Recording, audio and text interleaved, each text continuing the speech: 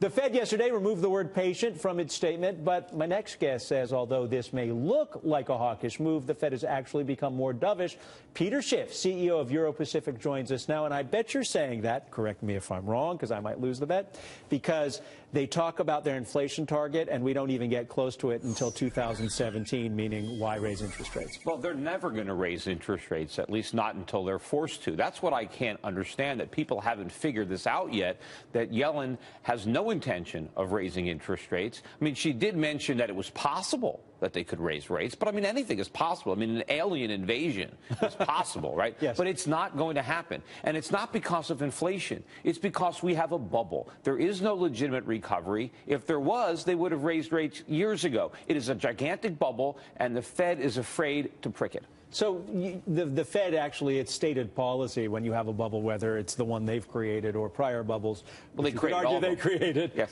They're loath to actually pop bubbles. But they said during the financial crisis that that would change, that the new policy would be to deflate bubbles. Well, this bubble is too big to pop, because if the Fed does pop it, the result will be a financial crisis much worse than 2008. So the Fed has to maintain the pretense that it's going to raise rates without actually ever doing it. That is the fine line that they're trying to walk. Okay, riddle me this. Have we created some kind of perverse scenario, almost a currency war, because not only of our central bank policy, but what other central banks are now doing? Yes, every central bank is acting recklessly in slashing interest rates to create inflation on purpose, as if inflation were the holy grail of economics. Well, they say that. They make it seem as if it is. But it's not. I mean, it makes common sense.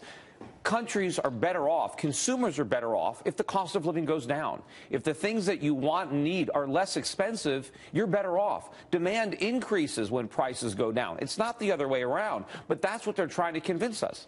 When you say that, though, my heart stops, because, having a mortgage on an apartment in an incredibly expensive city like New York, if the value of that goes down, I lose. And millions of people in the United States lose under what you just said. Well, now you're talking about asset prices in bubbles. And yes, people that are speculating on bubbles, people that have a lot of debt, yes, they want inflation to bail them out. But it's not good for creditors, it's not good for savers, and it's not good for the economy. Real economic growth comes from savings and investment, and inflation and speculation discourages that. And as a saver, I'm getting killed right now if I have cash in a bank account, because there's no interest being earned on that cash. But let me ask you, you love gold.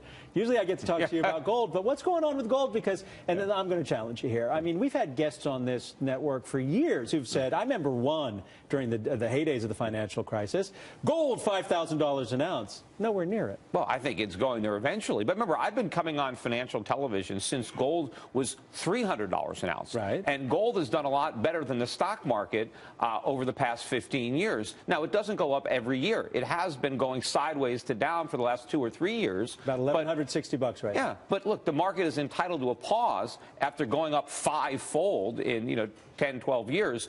But I believe that the lack of recent price gains in gold is a reflection of the false belief that the U.S. has a legitimate economic recovery and that the Fed's going to raise rates. When I think it's a bubble, and I think the Fed is more likely to launch QE4 than raise rates. So what I think, if you do this for a living for years and years, what I heard you just say is, why would I buy gold when there's never going to be inflation and there's no need for it? Well, there's going to be a lot of inflation. I mean, that's the thing. I mean, central banks around the world have unleashed what will be a tidal wave of inflation.